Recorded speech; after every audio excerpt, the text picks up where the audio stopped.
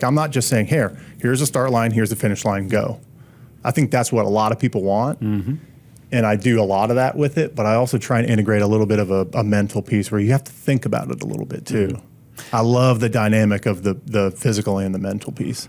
Hey, welcome to another episode of the Coffee Break Podcast, where our mission is to share business ideas, practices, and strategies while we enjoy our cup of coffee. Today's guest is a return guest. We're going to pick back up on the conversation from last week and go in a little bit of a different avenue. We're going to be talking with Adam Bratton. He does human-powered movement and MJ Bratton consulting, and we're going to be talking kind of the introduction around who he is, what he's about, and what he's been up to. As an introduction, we spoke in our previous episode more about how to get things done and the psychology around how people put things in action. So you want to reference that, make sure you click on the link below and find out about that. But before we get into the conversation, I do want to invite you to subscribe. If you haven't already, make sure you hit the subscribe button. If you're on YouTube, follow us, subscribe, Facebook, make sure you follow us. You'll see the new episode every Tuesday morning. And then on the audio version, find out more. You can subscribe on whatever podcast platform you enjoy by visiting Loc-Doc.net/podcast. Grab a cup of coffee. And let's jump into this conversation. We got so much to say. We got a podcast to make. We're sipping on lattes, and it's time for a coffee break. Time for a coffee break. Oh, yeah. Let's jump into the conversation today. So, you've got some history in the area, and you were recommended for the podcast from Aaron Beaver, who's probably sitting on the other side of the wall right now. Mm-hmm. And he was excited about it because he was saying, man, this guy, he brings a lot of interesting knowledge and the way that you go about connecting things together. And so we were even chatting about it some this morning prior to sitting down and recording, was about how you have had a unique opportunity to bring a lot of brands together that you wouldn't necessarily expect to bring together. Right.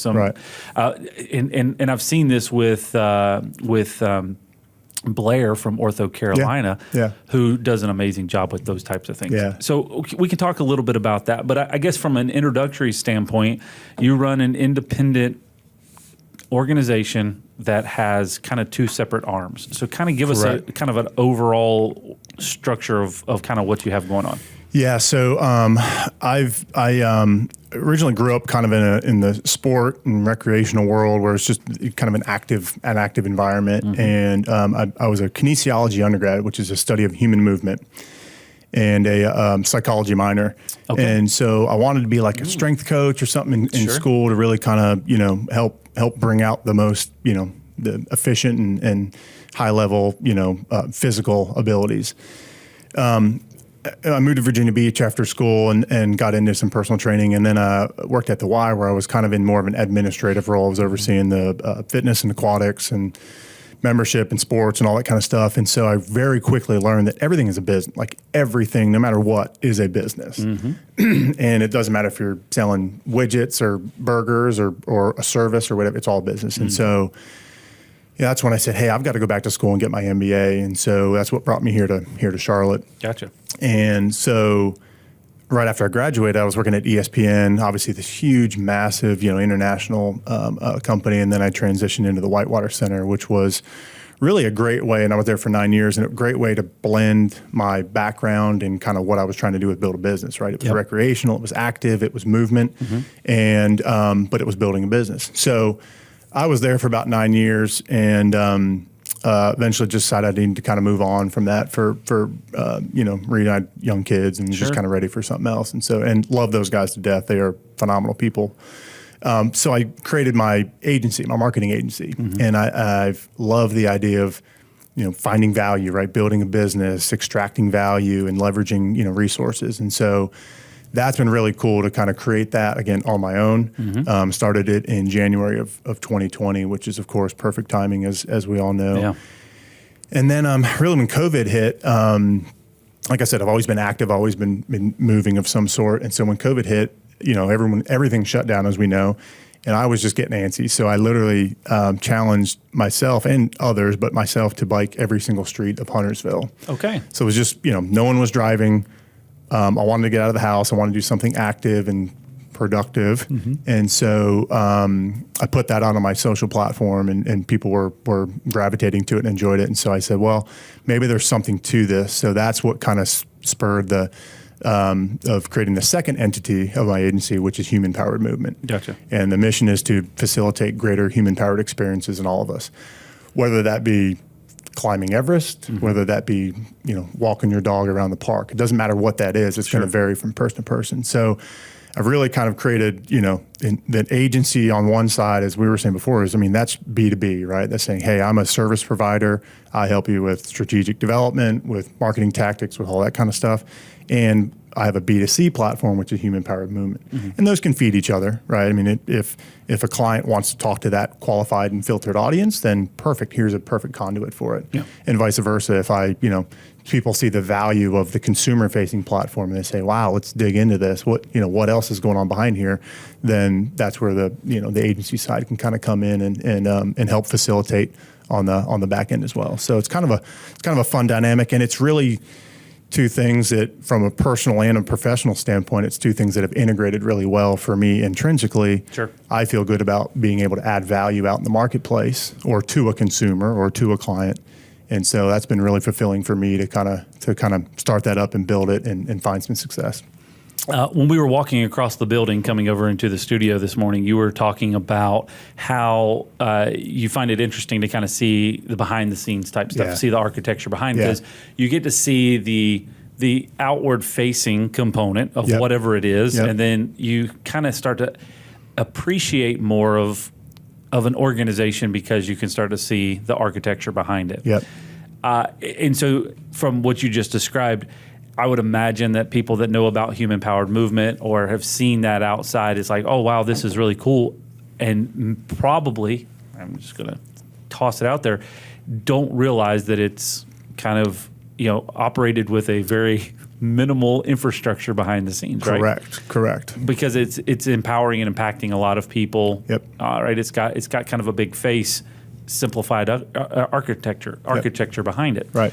So I appreciate you breaking that down, because I think a lot of times people fail to execute on something because the path between the idea and the path between the final product or the execution, or as we were talking about earlier, the minimal viable product of getting something out there is a bit murky.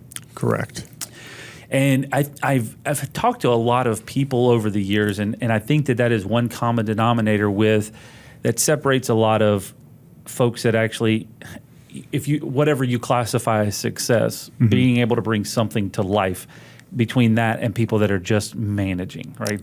Just barely getting through, is the ability to take an idea, take a concept, and bring it out to execution. Well, and it's terrifying, right? It's, like we were talking about before, I've got a wife and 2 kids, and I'm sitting here saying, okay, I'm going to go out completely on my own and put myself out there, both on the agency side and then again with Human Powered Movement side. And it's tough, right? That gets you out of your comfort zone pretty quickly. And there's a lot of, we all know there's million, endless good ideas. Yep. But you have to put them into practice. And that's exactly what you're saying. That's not very easy. That's a gamble. Human nature, we don't like to fail, right? And there's statistically it'll show you that going out on your own or creating a new, statistically most businesses fail. So that's kind of so again, I'm a psychology minor. That's kind of an interesting, mindset to say, okay, wait a second. Do I just stay in my comfort zone and just kind of, do my traditional thing, 9 to 5, whatever it is, or do I really put myself out there? And that's not an easy mental barrier to get over to even begin with. Sure. Regardless of whether you know how to operate a business or grow something, or that's just one of the very first initial challenges or hurdles to cross. And that's a tough one. I struggled with that quite a bit. We understand the frustrations HOA board members and property managers face when deciding the best solution for their HOA and pool security. Should we use a keypad, hand out keys, or install a key card system? Do we even need cameras? These are some of the questions that are difficult to navigate, and we're here to help. At Loc-Doc Security, we've spent over 20 years working with homeowners associations and property managers to find the system that best fits the pool and HOA needs. camera systems for the front gate or front entrance, key card systems for the pool gates, or simply updating the gate so that it meets safety and code compliance. We like to take the guesswork out of the process to answer any questions and help find the right solution. Our mission is to help you protect your people and your property, and that includes pools. Contact our team today to schedule your free consultation for your community. I want to take a quick diversion because that's always fun. So you're a psychology major or minor. Right? Mm-hmm. Psychology minor. So some of the things that you're talking about are very intriguing to me, and I have no psychology knowledge base whatsoever. Most everything that I do is just made up. But I'm very intrigued, and we have been for a long time, around personality assessments. So we lived off of Myers-Briggs a lot, but we are currently using this system called Culture Index. Yep. And it talks a lot about, understanding kind of how people see the world and where it's not even about their strengths, because you got strength finders and all that stuff and DISC assessments and all that, but more so on understanding, one, how people kind of approach situations. And it's interesting because over the course of time that I've been doing this podcast, I've sat across the table from a wide number of people. Yeah. And one thing that obviously it comes in common is for some people, the path to where you're going is just inevitably clear because it just makes sense to you. Mm-hmm. And for another half of the world, or the other half of the population, it's not. It's not abundantly clear. Yeah. And so, that may sound very vague in what I just said, but it makes a whole lot of sense in my mind, and probably for the very reason that I'm trying to explain. When certain people approach a situation, they can see the end and they can understand the path to get there. It just becomes visible. And for other people, it's like, well, I want to get there, but that distance is just, or either distance or the path is just not, right? Yeah. So I know, from a human power movement standpoint, you guys do these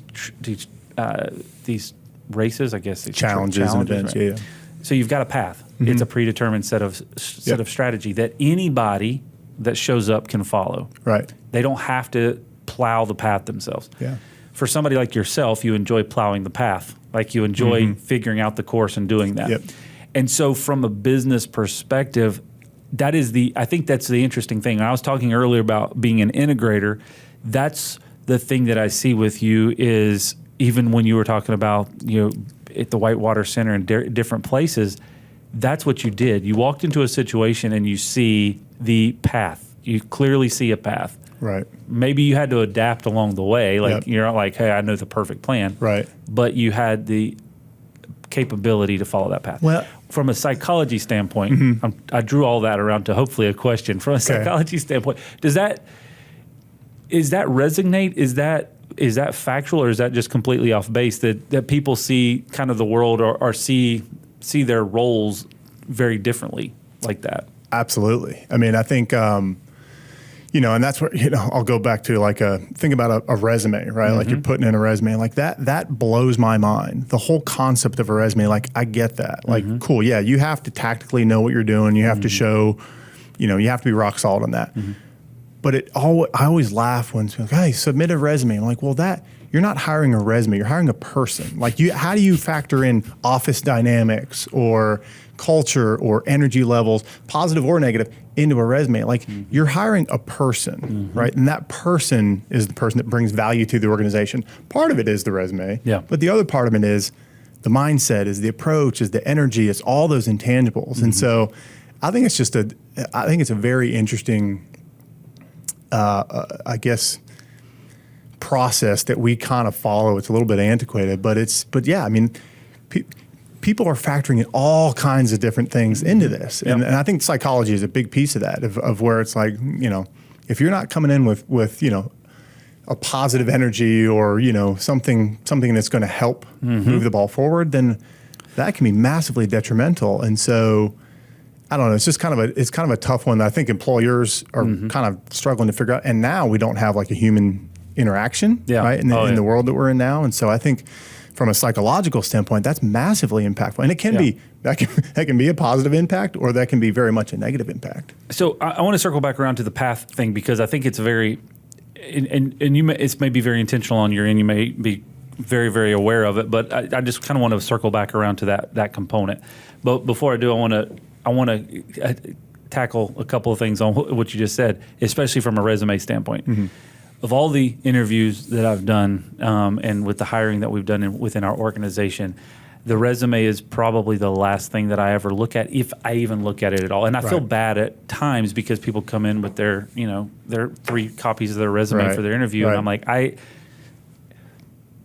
that's just telling me what you've done. Right. We want to know where we're going. But again, I've ultimately understood that's just kind of part of my path or part of my process. So going back to the path side of things, and this is what I think is very interesting with you, is with human power movement, you're activating people to do something. I'm trying to elicit a reaction. Yep. But there's nothing that you're bringing to the table, and I don't mean this as an insult. I actually think this is a very high compliment. There's nothing that you're doing that people couldn't do on their own. Correct, 100%. Right? But you're carving out a path and a plan for them that is easy for them to follow. Correct, 100%. So I was a personal trainer. My first job out of school was personal trainer. And I said back then, and that was in 2006, and I still say it now, I would love a personal trainer. Yeah. I would love, I mean, I do something active every day. I don't need motivation, but there's something about having an external influence that helps you along that process. It's the same thing with human powered movement. Yeah, you can go out and do whatever you want on your own. Think about races. Like, I want to run a 5K. Why would you? It blows my mind, and people do it all the time, and I do it. Yeah. Why would you pay money to run on a 3-mile path road that you can run for free? Yeah. It's because people want experiences. People want that, something to motivate them, something to inspire them, something to keep them moving. Yeah. And people are willing to give their resources, time, dollars, effort, and otherwise for that experience, that mindset, that incentive. Yeah. And so that's what human power movement is, right? Well, I've heard some people will join those races without paying the price to do that. They'll just kind of jump in at various stages. And like some of them a bandit. They'll like run backwards through the thing. Yeah. Like, I don't know. I've heard all kinds of interesting stories. Well, and I wrote on human power movement. There's a journal. It's a blog, which I don't want to call it a blog but I'm a blogger. I'll admit it. Sure. But the topic of the journal was one might even say an influencer. Oh no, don't go there. Well, hopefully in a positive way. The journal I wrote was about the experience of Rocky River Shiver, which was a mountain bike event that Human Power Movement put on, our first in-person event. And again, I oversaw all the events at the Whitewater Center. So I've done and at ESPN, I was in the event team. So thousands of events. Like I'm not going to say they're easy, but at this stage, they just kind of come naturally. Yeah.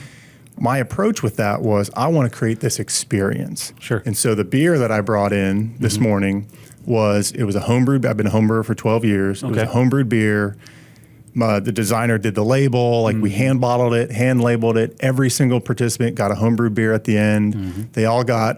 It was named the Rocky River Shiver. So they all got hand whittled shivs made out of cedar that I pulled from the trail system. I integrated all these different experiential pieces into the event because it wasn't a race. It was called an event, and I wanted to create an experience for that. And so I factored in all these other things because people want that, right? Sure. Everybody that finished got paid cash. Yeah. And if you didn't finish, you didn't get cash. So there's the psychological piece that I threw into it. So it was and I think that's what drives people. And with Human Powered Movement at least, I mean, it's different with MJ Bratton, the agency side, but with Human Powered Movement, I'm trying to tap into your mind a little bit too. In a physical way. But I want you to say, hey, you need to think about this a little bit more too. I'm not just saying, here's the start line, here's the finish line, go. I think that's what a lot of people want. And I do a lot of that with it, but I also try and integrate a little bit of a mental piece where you have to think about it a little bit too. I love the dynamic of the physical and the mental piece. I don't know everything about the MJ Bratton consulting side, but I would challenge that you're doing the same thing over there, just it's without the physical component. Absolutely. Yeah. Right? I mean, same thing. All right, let's figure this out. When I walked in here, I love pulling back the curtain and seeing the insides. And so same thing with, if I'm going to a client saying, cool, let's dig into this. Let's understand where we can extract some value. Let's understand where there's some potential issues. Let's understand how we can do this in a more valuable and an efficient way. Yeah. And that's exactly right. And again, not as an insult, I think as a compliment, that's something that they could do on their own. It's not anything that it takes a miraculous individual to do, but the unique thing that you bring to the table is helping to bring the plan to fruition or to figure out the plan. Exactly. Can you copy this key? That's a question we get asked about 3,422 times a year. And how can you actually be sure that the person who asked that question is supposed to get a copy of that key?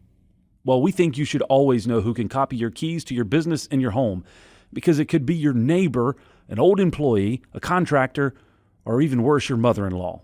At Loc-Doc Security, we believe in protected key systems, so you always know who has a copy of your key. To find out more, visit locdoc.net or stop by our Charlotte location. Loc-Doc Security, helping you protect your people and your property. In the marketing world that I live, like everybody kind of generally knows what you need to do, but they're not exactly sure how to do that, right? How do I get there? Like, yeah, I know that I want to show up first on Google search. Sure. Well, how do you do that? Well, of course, it's not that easy, but everyone's saying, yeah, I want to show up here. I want to have, I want to have inbound calls. I want to have all this stuff, but they're not, how exactly do we do that? And that's what I love coming in and saying, all right, well, let's peel back the layers. Let's look at it. Let's figure it out. Let's talk about it. What resources do we have? What do we not have? Let's just understand what we're trying to do here.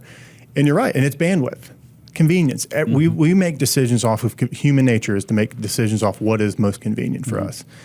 And marketing, generally speaking, is oftentimes something that gets pushed on the back burner. Yeah. It's the Eisenhower Matrix, right? You know that one? It's what's important and what's urgent. Human nature is to just focus on what's urgent, whether it's important or not. Yep. But if as we know, high-level performers focus on what's important, whether it's urgent or not, right? And so anytime I'm talking to a client, I'm saying, all right, well, let's understand this mindset, this Eisenhower Matrix mindset first, and let's really start focusing on what's important. Because a lot of times, and I've seen it 1,000 times, it's just urgent, which is why some of the things get pushed on the back burner, which is why people can do it, they just don't, whether it's time or bandwidth or just the ability to kind of understand mentally and getting into that mindset. Well, I totally agree with you, and I think a big hurdle, and maybe this is a major key takeaway for today's conversation, is it's not there's certain people, a certain group of the population that it can do things and do them with excellence. And they have arrived at where they are because they followed a predetermined path, or they had somebody help them, guide them to that path. Right. To get to the next place that they want to go. I want to get to first on Google, or I want to build my business, multiply it times 5, or whatever. They have to figure out. They don't possess the ability in them to figure out the actual plan. So it requires the external. So when I say that they could do it, they can actually take keys to execute on those things, but they don't know the steps that they need to execute in the order to do that. Correct. So there's a process that you have to kind of follow too. Yep. It's not just throwing darts, right? Anybody can throw darts, but it's like, all right, let's step back first. Yep. Let's identify the goal. Let's identify the objective. Like, action is very different than productivity, right? Like, we can all be active all day long, but if we're not getting anything done, then we're not really helping ourselves. And I think that goes back to the urgency and importance, where urgency is kind of action, importance is productivity. And I think there's a very big difference between those two. And I think sometimes those lines get crossed or blurred, maybe a better way to say it. Yep. And that's another piece where, I love coming into an organization or client saying, hey, let's step back, let's dissect this, and let's understand what we're doing here, and let's refocus in a more productive way versus just an active way. Well, it's funny too, because you said on your event that you did, not the race, the event, that if you finished, you got cash. Right. So for those that are motivated by the urgent, that's a big trigger for them. I got to finish, get cash. Got to finish, get cash. That Yep. brings the important, because you're ultimately at that point focusing on the important. These are the things that need to be done in order for this to happen. Yep. But the urgency comes into play because they get the payoff. It's a fun conflict. Yeah. Right. And that's what I love about it. And the feedback was great too. And so what I did was, it was $40 for the event. Mm-hmm. 10 of those dollars went straight into a cash purse. Sure. So it's nobody cares about $10, like, right?